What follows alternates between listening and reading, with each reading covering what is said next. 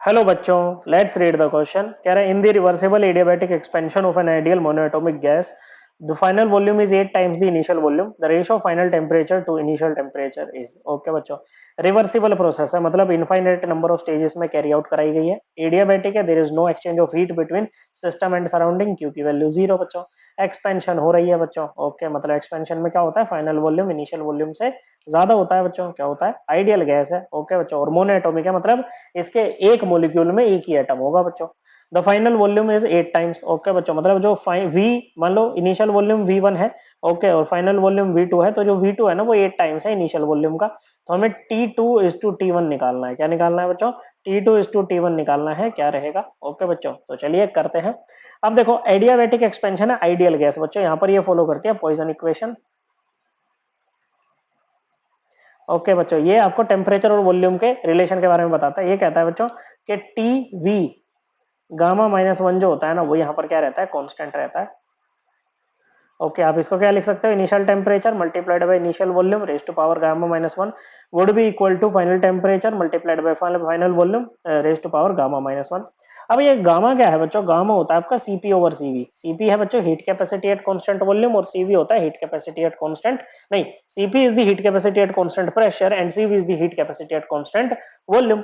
अब यहां से सीवी निकाल सकते हैं law of equipartition of energy से। ओके, अब मोनोएटॉमिक गैस है बच्चों, क्या है, मोनोएटॉमिक गैस है। मान लो हीलियम है, ओके, मान लेते हैं बच्चों। तो हीलियम में इसकी एटॉमिसिटी कितनी है बच्चों, 1 है एटॉमिक, ये मोनोएटॉमिक है बच्चों। ओके, तो इसके पास में देखो डिग्री ऑफ फ्रीडम किसके इक्वल होता है, 3 इंटू एन के इक्वल। एन क्या है बच्चों, एटोमिसिटी, तो इसकी डिग्री ऑफ फ्रीडम कितनी आ जाएगी, 3।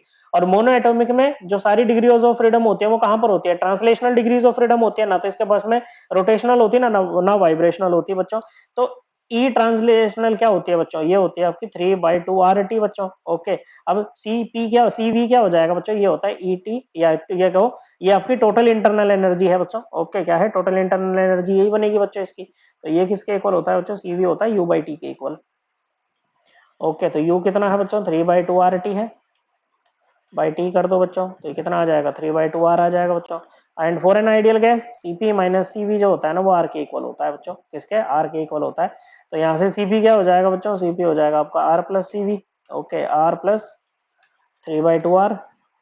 ओके, और मान के चल रहे हैं कि 1 मोल गैस है हमारी, ठीक है बच्चों, तो ये आ जाएगा 5/2 R। तो सीपी बाई सीवी कितना आ गया बच्चों, 5/2 R अपॉन 3/2 R। 2 से 2 उड़ा दो, आर से आर, ये आ जाएगा 5/3। तो गामा-1 कितना हो जाएगा बच्चों, ये हो जाएगा 5/3 - 1 इक्वल टू कितना बच्चों, 2/3। कितना, 2/3।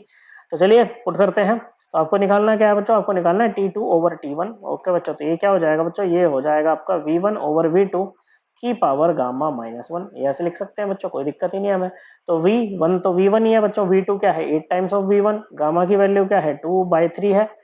ओके सॉरी, गामा-1 क्या है, 2/3। ओके बच्चों, दिस इंप्लाइज T2/T1। क्या लिखोगे बच्चों, ये V1 से V1 गया, और 1/8 को क्या लिख सकते हो, 1/2 ऐसे करके लिख सकते हैं बच्चों, कोई दिक्कत ही नहीं है बच्चों में, इंटू 2 की पावर 3। ओके बच्चों, तो इसको आप ऐसे भी तो लिख सकते हो ना, 1/2 की पावर 3 इंटू 2/3। तो 3 से 3 गया बच्चों, तो ये क्या बचेगा, 1/4।